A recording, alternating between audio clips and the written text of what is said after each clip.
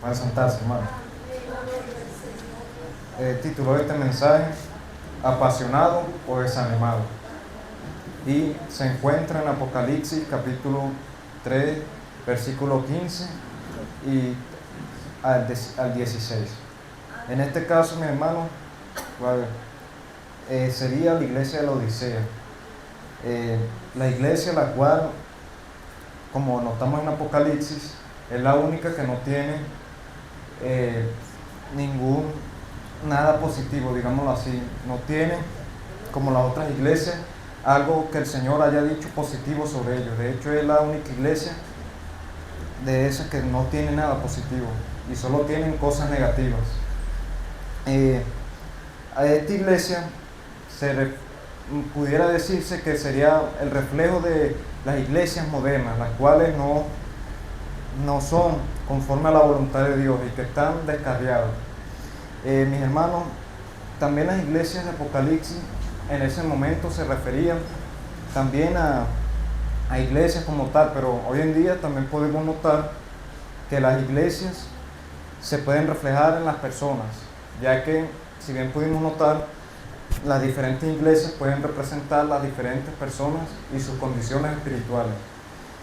Y ahora, yendo un poco al versículo, nos encontramos que en el versículo 15 nos empieza diciendo así: yo conozco tus obras.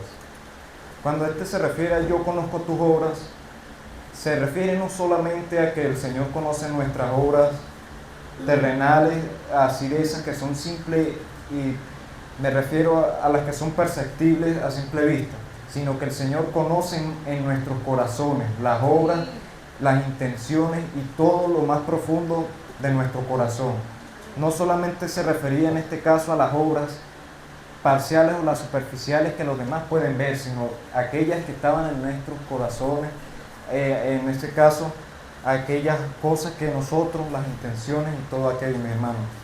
Esto se refiere con las obras, ya que bien nosotros podemos a simple vista hacer cosas, obrar, predicar o muchas cosas más, pero realmente debemos de verla con qué lo hacemos, con qué intención, ya que nosotros podemos predicar o podemos hacer diferentes obras buenas, pero realmente debemos de evaluar la intención detrás de esa obra, ya que simplemente la pudiéramos estar haciendo mecánicamente o por costumbre, pero debemos de analizarlo cuando vamos a hacer eso, con qué intención lo estamos haciendo más adelante, y eso nos debe preocupar, ya que el Señor conoce nuestro corazón. Así que si nosotros pensamos que pudiéramos engañar o aparentar algo, el Señor conoce profundamente nuestros corazones y todo lo que en Él está. Ahora más adelante nos dice que ni eres frío ni caliente. Cuando se refiere a esta expresión, mis hermanos, bien sabemos que en la iglesia de la Odisea se usó esta expresión, ya que ella contaba con acueductos, los cuales llevaban agua de fuentes termales hasta aquella ciudad, y en el transcurso el agua se colocaba en un estado tibio. Y bien, ahora, cuando se refiere al frío, se refiere a aquella persona terrenal, inconversa, aquel que se encuentra en el mundo y que no ha conocido o que no ha llegado a los caminos del Señor. A esto se refiere con la persona fría. Y ahora, por su otro lado, cuando se refiere a caliente, significa el creyente apasionado, aquel que está en ferviente amor y que está buscando de Dios y viviendo conforme a su voluntad. A eso se refiere en eso, en la parte de caliente. Y luego dice: ojalá fuese frío o caliente. En este caso se está refiriendo que ojalá fuese frío o caliente, ya que bien sabemos que alguien que está mundano, el inconverso, él tiene oportunidad, el Señor le puede dar la oportunidad de que él llegue a los caminos del Señor. Tiene esa puerta abierta, el Señor puede permitir que alguien le predique y que él pueda llegar. Aún hay esperanza, siempre y cuando esté vivo hay esperanza.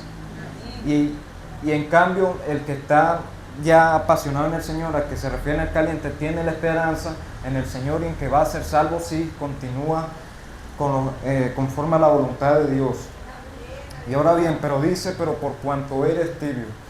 Cuando se refiere al tibio, primero para poder ser tibio, primero se debe de pasar por un estado de caliente a tibio, ya que no puede ser de frío a tibio, sino primero debe de ser alguien apasionado, alguien que creyó, para luego poder pasar a ser tibio.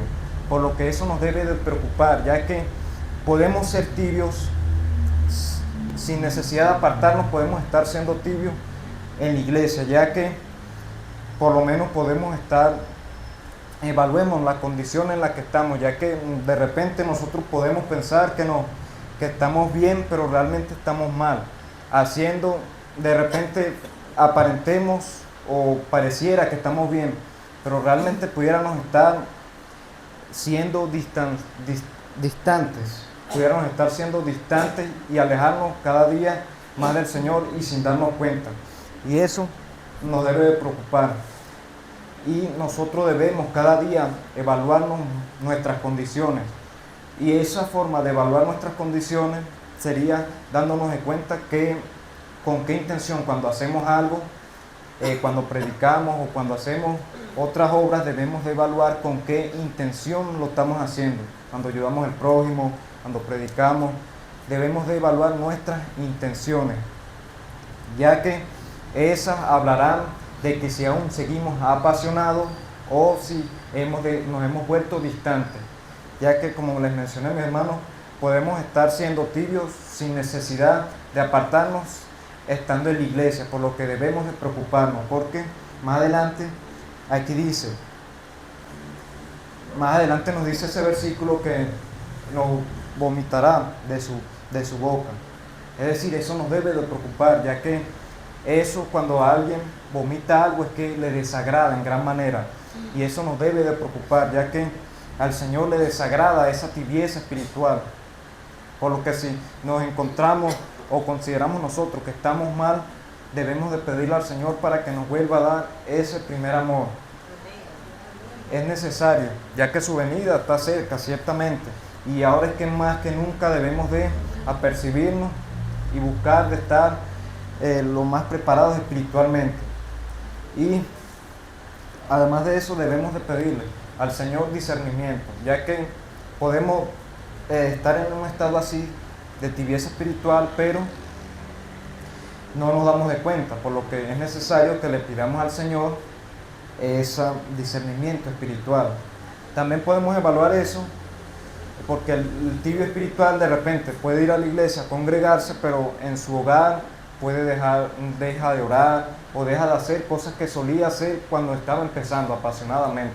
Por lo que debemos de evaluar en estos hábitos que solíamos tener, y en base a esto podremos saber, mis hermanos, sí, cómo nos encontramos, pidiéndole ciertamente al Señor discernimiento. Bueno, mis hermanos, este ha sido otro mensaje. Vamos a estar orando. Gracias, Señor, de todo poderoso, Señor, por su palabra, Señor.